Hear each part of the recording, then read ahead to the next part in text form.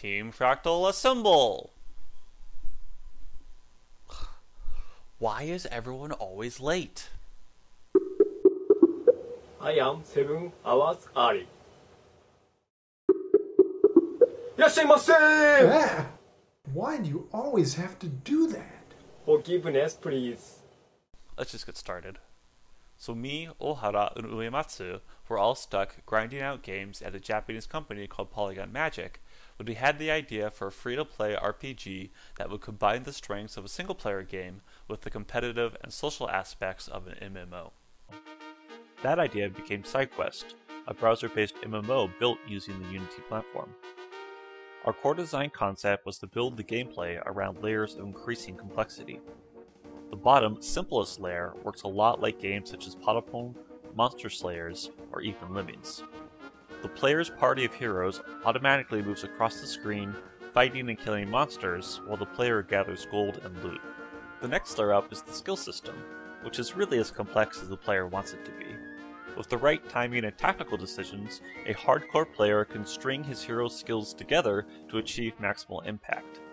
Over the course of the game, players will learn to master the skill system as they overcome a variety of unique challenges that simultaneously test their abilities and teach them the nuances of the gameplay. Above the skill system is the customization process, which includes the standard MMO trinity of gear, skills, and stats. In addition to customizing the main character, players will also be able to select from various archetypes for the rest of the party members. And finally, above the skill system is the multiplayer aspect, which includes a variety of forms of competitive and cooperative play. Competitively, there's indirect competition in the form of various leaderboards, such as challenge dungeons, stage clear times, and even quest scores.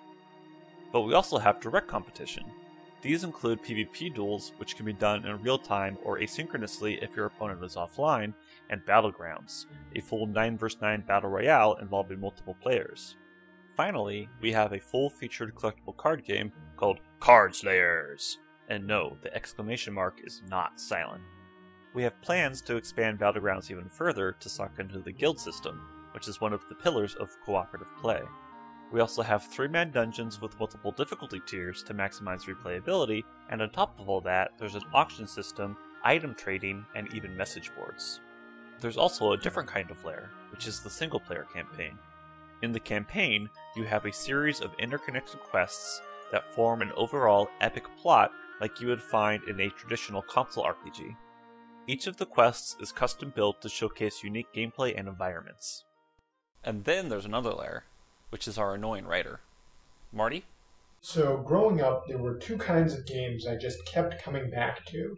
On the one hand were console role-playing games like Dragon Warrior or Final Fantasy.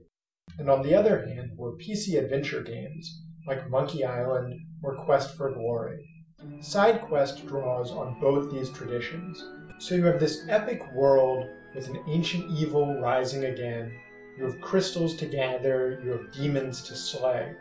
But at the same time, that world is populated by characters that would seem more familiar in an adventure game. You have your eccentrics and neurotics, your B-team heroes, and your crazy villains. Where SideQuest parts from both these traditions, however, is that the story doesn't dominate the game. It's true that we do have this rich story, but the way that we tell it is not in the player's face or shoved down his throat. You have these short cutscenes before and after quests, but they can be skipped, and as I said, they're quite short. Otherwise, the story is developed in ways that the player can come to, but doesn't have to. So the items have backstories to them, the areas have descriptions, NPCs will have dialogue that sheds light on the story and the setting. In all of these ways, we've crafted a very rich world with a complex plot, but not one that stands in the way of the gameplay. And that's something that's quite important to me. I feel that a story should complement the game and not dominate it. いらっしゃいませ! I apologize being for late. I speak in Japanese now.